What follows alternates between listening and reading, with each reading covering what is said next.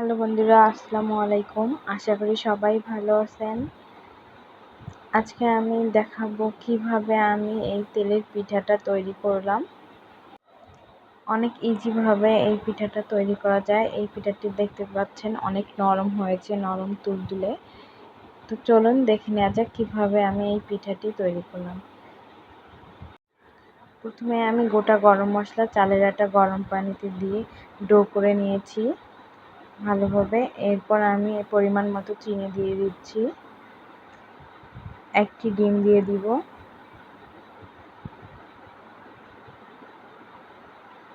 পরিমাণ মতো দুধ দিয়ে দিচ্ছি।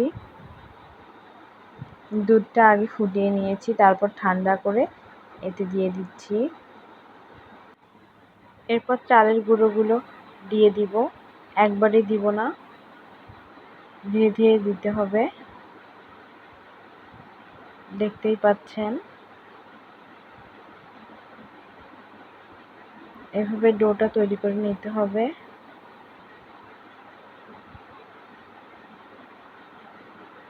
এখানে আমি 1 কাপ পরিমাণ ময়দা ইউজ করেছি।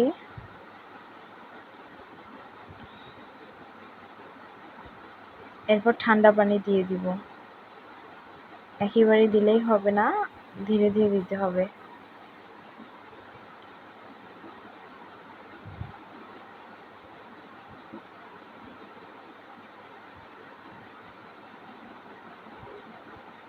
ভালোভাবে মেখে নিতে হবে যেন কোনো গোটা না থাকে।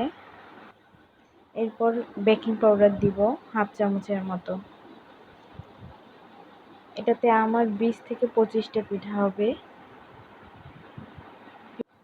পিঠার সাইজ খুব বেশি বড়ও করব না, খুব বেশি ছোটও করব না। চলুন ভেজে নেই। তেলগুলো আমি আগেই গরম করে নিয়েছিলাম ফুটন্ত।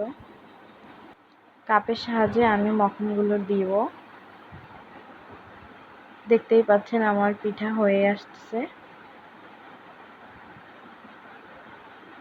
এক পিঠ হয়ে গেলে আমি আরেক পিঠে উল্টে দিব।